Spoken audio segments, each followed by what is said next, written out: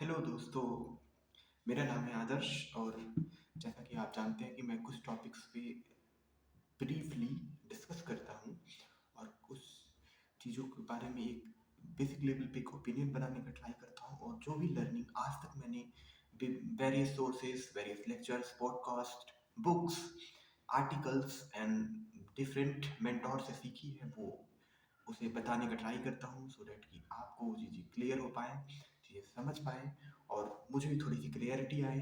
To be very honest, that is the main objective of making my videos.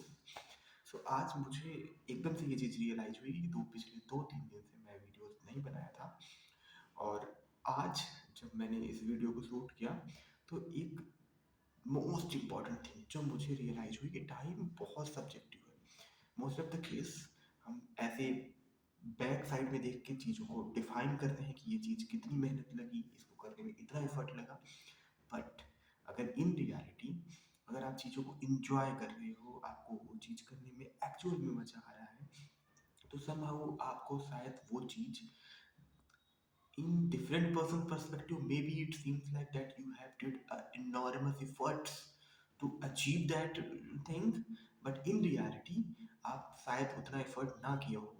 For example कि एक person जब हम study करते हैं इन बिटवीन हमें एक पर्टिकुलर फ्री टाइम मिलता है जहाँ पे हम खेलने के लिए या खुद को एंटरटेन करने के लिए बेसिकली चीज़ें करते हैं। तो कभी इस चीज़ का रियलाइज हुआ है कि उस पर्टिकुलर टाइम पे हमको वो टाइम पता ही नहीं चलता। इट्स लाइक कि सुबह से 6 घंटे बीतने में बहुत टाइम लगा और वो 1 घंटा बीतना है, मतलब इट्स लाइक 5 मिनट्स। तो तो इस चीज़ के रिगार्डिंग मेरा ये है कि टाइम बहुत सब्जेक्टिव है। ये person to person different mindset, beliefs, opinions के बेसिस पे जो भी हमारे नीड्स ड्रॉ होते हैं उसके बेसिस पे ये चीज़ डिफाइन होती है कि हमारा रियल में रियल एफर्ट क्या होगा।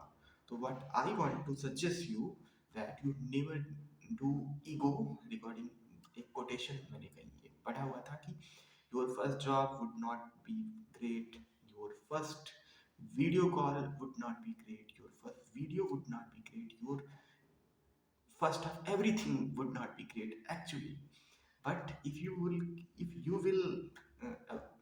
take it as a challenge to improve, आप वहाँ से चीज़ों को सीखोगे क्या।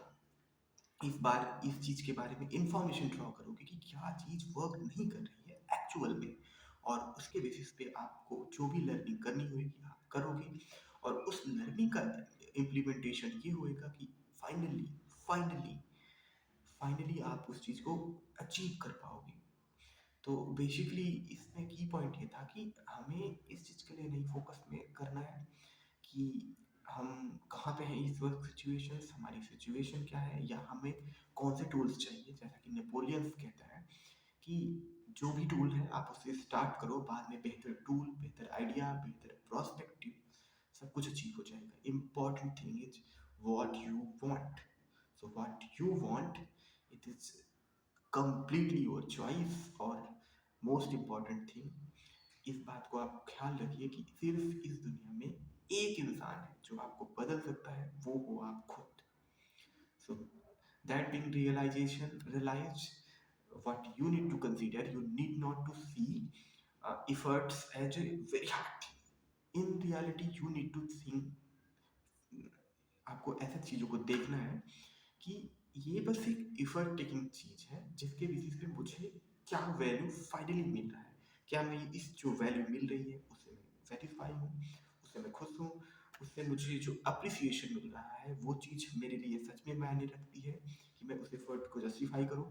और एट द एंड इस बात पे ज़रूर फोकस करना है कि नो मैटर आप कितनी अच्छी चीज़ कर रहे हो, नो मैटर आप कितने इंजॉयबल चीज़ को करो, एट द एंड आप उसमें थोड़ी सी बोरिंग आपको फील होएगी। एज मच एज रिपीटेशंस, बार बार रिपीटेटिवली आप उस चीज़ को करते जाओगे तो आपको बोरिंग तो लगेगा, बट वो जो एक वैल्यू होएगी वो आपको कंटिन्यू रखेगी एफर्ट्स डालने के लिए। और एट द एंड जब अप्रिसिएशंस, एक्सेप्टेंस और रिजल्ट्स मिलते हैं, सारी मेहनत, एफर्ट्स जस्टिफाई हो जाती है। And on the other side time वैसे ही पास होने वाला है, आप कुछ करो ना करो, बहुत ज़्यादा करो, तो एट द एंड हमारा फोकस इस चीज़ पे होना चाहिए कि हम टाइम को यूटिलाइज करें और उन चीज़ों को क्रिएट करने का ट्राई करें जिसमें हमें सेटिस्फैक्शन मिलेगा और लॉन्ग टर्म में ज़्यादा बेहतर रिजल्ट मिलेगा एज कम्पेयर टू आज की इंस्टेंट ग्रेटिफिकेशन।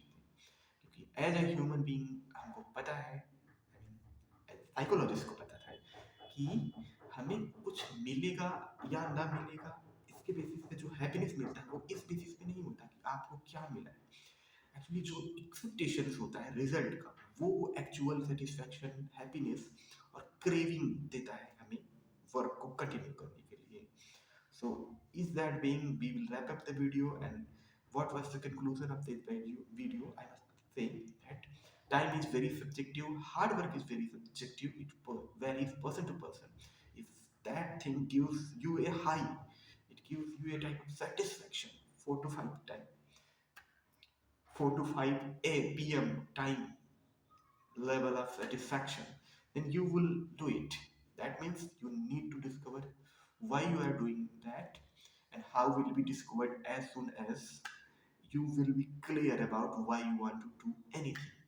इसके ओके, अब हम नेक्स्ट किसी वीडियो में बात करेंगे पर्पस के बारे में, अचीवमेंट्स के बारे में, अपने माइंड की क्लियरिटी के बारे में। तो आज के लिए इस वीडियो को करते रहता। Thank you for watching.